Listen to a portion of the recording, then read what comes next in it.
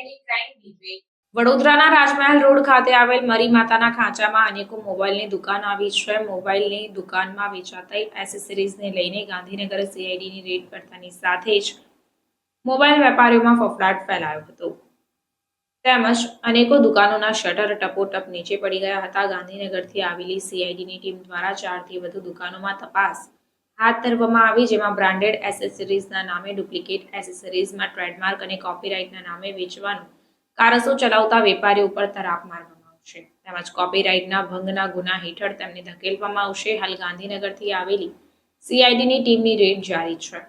સત્તાવાર રીતે કેટલા રૂપિયાનો મુદ્દામાલ છે અને કેટલો ડુપ્લિકેટ માલ છે તે જાહેર કરવામાં આવ્યું નથી। રેડ સફળતાપૂર્વક પૂર્ણ થયા બાદ સત્તાવાર રીતે જાહેર કરવામાં આવશે તેમજ ક્યાં અને કેટલી દુકાનોમાંથી કેટલા રૂપિયાનો તેમજ કેટલો ડુપ્લિકેટ મુદ્દો જપ્ત કર્યો છે તેની સમગ્ર માહિતી રેડ સફળતાપૂર્વક પાર પડ્યા બાદ જણાવવામાં આવશે।